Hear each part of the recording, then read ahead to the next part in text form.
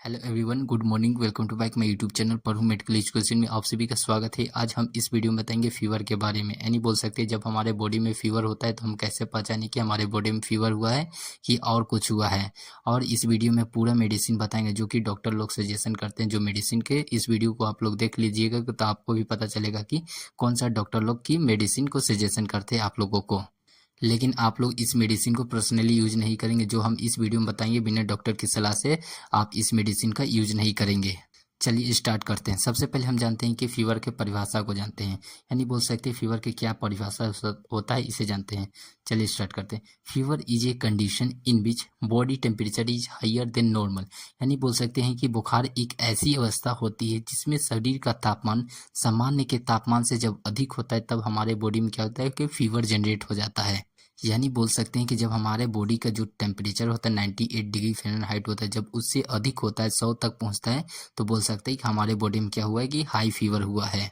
अब बात करें इसके नॉर्मल बॉडी टेम्परेचर कितना होता है। Normal body temperature is 98 degree Fahrenheit होता है और सेल्सियस में कितना होता है 70 डिग्री सेल्सियस होता है। यानी बोल सकते हैं कि हमारे बॉडी का सामान्य तापमान कितना होता है 98 डिग्री फ़ारेनहाइट या बोल सकते हैं 37 डिग्री सेल्सियस होता है। अगला पॉइंट की बात करें तो fever is also cold pyrexia. यानी बोल सकते हैं बुखार को पायरेक्सिया के नाम से भी जाना जाता है या बोल सकते हैं पायरेक्सिया छोड़कर क्या बोल सकते हैं हाइपरथर्मिया बोल सकते हैं या हाइपोथर्मिया बोल सकते हैं। ये सब क्या हो जाते हैं कि फीवर के नाम होते हैं। पायरेक्सिया, हाइपोथर्मिया, हाइपरथर्मिया ये सब क्या होते हैं कि जो कि फीवर का नाम होता है। ये सब पॉइंट को याद रखिएगा जो कि फीवर को होता है। अब जानते हैं कि क्यूसेस ऑफ फीवर यानी बोल सकते हैं बुखार का कारण। हम जानते हैं कि सबसे पहले बात करें बुखार का कारण कौन सा होता है। फर्स्ट पॉइंट की बात करें तो बैक्टीरियल इन्फेक्शन यानी बोल सकते हैं जीवाणु का संक्रमण। हमारे बॉडी में जब जीवाणु का संक्रमण ज़्यादा हो जाता है तब हमारे बॉडी में क्या होता है फीवर जनरेट हो जाता है। दूसरे पॉइंट की बात करें तो बोल सकते हैं टाइड यानी बोल सकते हैं जब बोल सकते हैं कि जब शरीर का जब थकावट ज़्यादा हो जाता है यानी बोल सकते हैं किसी भी चीज़ को जब ज़्यादा समय तक कर लेते हैं तब हमारे बॉडी में उस समय भी क्या होता है हरासमेंट हो जाता है। यानी बोल सकते हैं कि फीवर आने का डर रहता है उस समय। अब तीसरा पॉइंट की बात करें तो फंगल इन्फ्लामेशन यानी बोल सकते हैं शरीर का संक्रमण। बोल सकते हैं कि शरीर में जो संक्रमण हो जाता है फंगल इन्फेक्शन हो जाता है जो धब्बे टाइप हो जाता है उसके कारण से भी बोल सकते हैं कि हमारे बॉडी में क्या हुआ फीवर हुआ है। अब चौथा पॉइंट की बात करें तो इंसेक्ट बाइट यानी बोल सकते हैं जब हमारे बॉडी में क्या होता है कीड़ी मकोड़े यानी बोल सकते हैं किसी भी कीड़ा यानी बोल सकते हैं किसी भी कीड़ा मकोड़ा जो आपको काट लेता है तो उस समय भी क्या होता है कि उसमें क्या कीड़े मकोड़े में कुछ बोलते हैं कि केमिकल टाइप पाया जाता है। उससे क्या होता है कि हमारे बॉडी में क्या हो जाता है फीवर जनरेट कर देता है। यानी बोल सकते हैं कि फीवर को उत्पन्न ला सकता है कीड़े मकोड़े को काटने से के बाद। अब पाँचवां पॉइंट की बात करें स्वेलिंग यानी बोल सकते हैं जब हमारे बॉडी में कहीं भी चोट लग जाता है कि उसकी मदद से क्या हो जाता है स्वेल हो जाता है यानी फूल जाता है तो क्या करते हैं सूजन आ जाता है। उससे क्या होता है दर्द करने लगता है, बहुत ज़्यादा दर्द करने लगेगा तो उस समय भी हमारे बॉडी में हो सकता है कि फीवर आने का डर रहता है। यानी बोल सकते बुखार का कारण वो भी बन सकता है।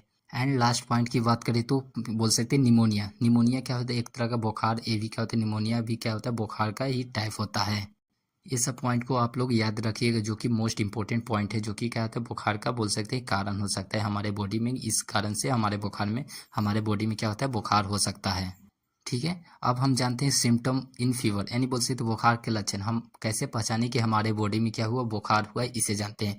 बुखार की बात करें सबसे पहले पॉइंट की बात करते हैं बोल सकते हैं शिवरिंग यानी बोल सकते हैं ठंड हो जाता है। यानी बोल सकते हैं हमारे बॉडी क्या है कपकपाहट टाइप हो जाते हैं। ठंडा से जब हमारे बॉडी क्या होता है कांपने लगता है उस समय बोल सकते हैं कि हमारे बॉडी में क्या हुआ है कि फीवर हुआ है।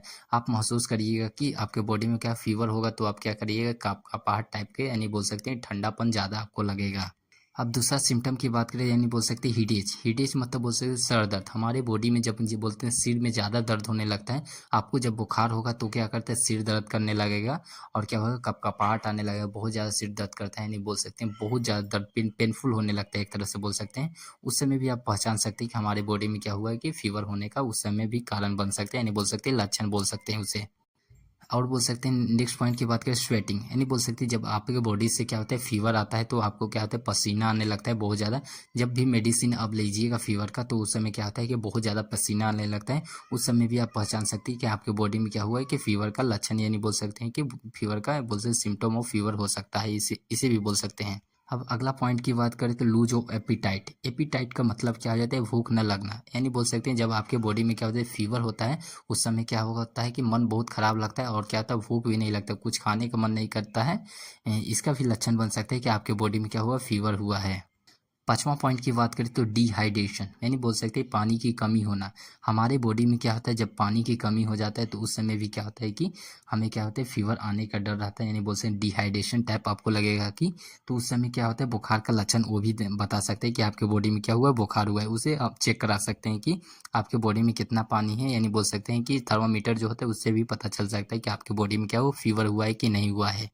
अब छठा पॉइंट की बात करें, 6 पॉइंट की बात करें तो वीकनेस। वीकनेस यानी बोल सकते हैं कमजोरी होना। हमारे बॉडी में बोल सकते हैं कि ज़्यादा कमजोरी आने लगता है, उस समय भी क्या होता है कि हमारे बॉडी में क्या है, फीवर आने का डर रहता है। यानी बोल सकते हैं बहुत ज़्यादा कमजोरी हो गया है, तो उस समय भी आप क्या क्या बोल सकते हैं, पहचान सकते हैं कि बुखार का लक्षण उसे भी बोल सकते हैं। यानी वीकनेस टाइप ज़्यादा महसूस होगा तो उस समय भी क्या होता है कि आपको क्या होता है, फीवर होने लगता है।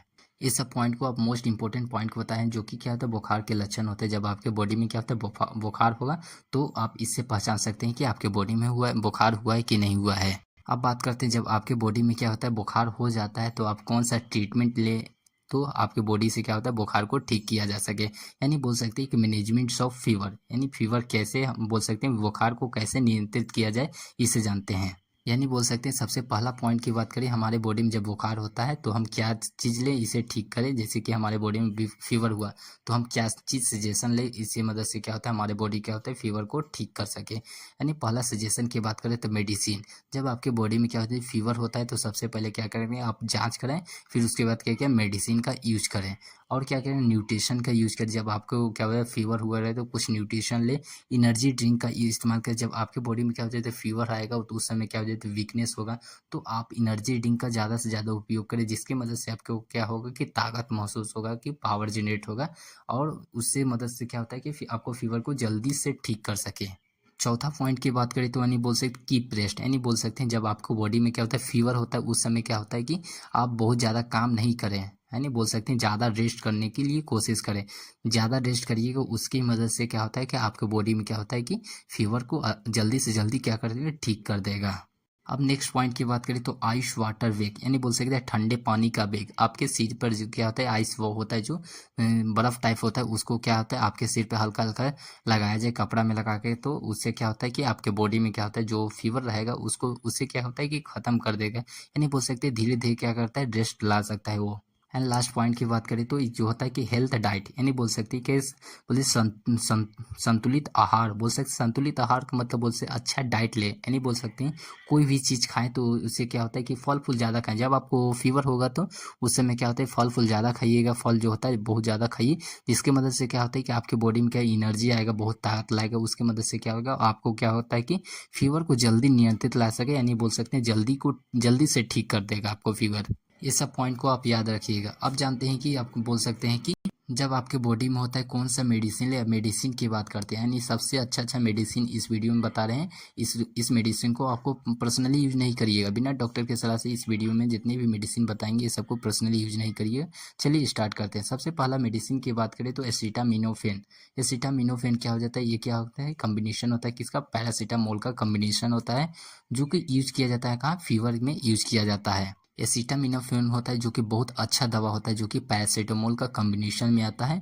अब इसकी डोज की बात करें, इसका डोज कितना लिया जा सकता है, यानी बोल सकते हैं कि आपके बॉडी में जब फीवर होता है तो कितना कितना दिन ले, यानी बोल सकते हैं कितना समय तक, कितना कितना देरी पर ले, इसे जानते हैं। यानी बोल सकते हैं एसिटामिनोफेन को इस्तेमाल आप कर सकते दिन में 2 ही बार कर सकते हैं। यानी बोल सकते हैं डोज की बात करें तो दिन में 2 बार।